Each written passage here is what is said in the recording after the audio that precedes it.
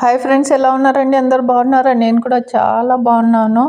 కర్నూలులో అయితే 2 డేస్ నుంచి వర్షాలు అయితే గ్యాప్ లేకుండా కురుస్తూనే ఉన్నాయి. ఇంత వర్షంలో కూడా చూడండి, కాకి వచ్చింది నా కోసము ఫుడ్ పెడతానని. డైలీ అయితే మార్నింగ్ ఈవినింగ్ అయితే పైన పెట్టేస్తాను, మిద్దె పైన వెళ్ళి.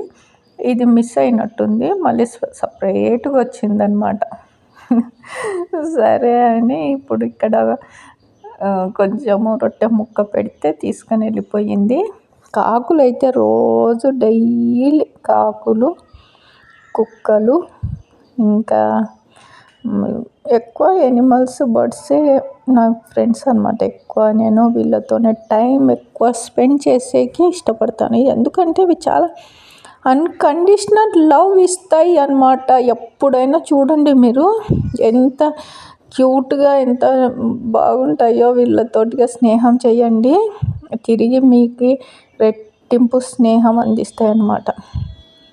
ఇప్పుడు బజ్జీలు వేస్తున్నాను వర్షంలో, వేడి వేడి బజ్జీలు తినాలనిపిస్తుంది కాబట్టి బజ్జీలు అంటే ఇందులో ఏమి వేయలేదు.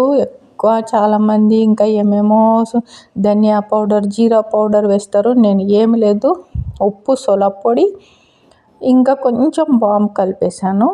తగినన్ని నీళ్లు వేసి బజ్జీల పిండి అయితే రెడీ అయిపోయింది. బజ్జీలు చేసుకొని వేడి వేడి బజ్జీలు తిన్నామన్నమాట ఈవినింగ్ టైంలో. చాలామంది ఏందో ఈ పిండిలో జీరా పౌడర్ వేస్తారు, ఇంకా ధనియాల పౌడర్ వేస్తారు. నేను అవన్నీ ఏం వేయను, కేవలం కొంచెం వాము మాత్రమే వేస్తాను అన్నమాట. ఎందుకంటే బజ్జీలు తిన్నప్పుడు గ్యాస్ ట్రబుల్ రాకుండా వాము వేయడం వల్ల బెనిఫిట్ ఉంటుంది అన్నమాట. ఇదిగోండి, బజ్జీలు అయితే చాలా వేడిగా ఉన్నాయి. ఇంకా చల్లగా అయిన తర్వాత తిని ఎలాగున్నాయో చెప్తాను. టేస్ట్ అయితే యాజ్ ఇట్ ఈస్గా సూపర్ ఉంటుంది ఇది.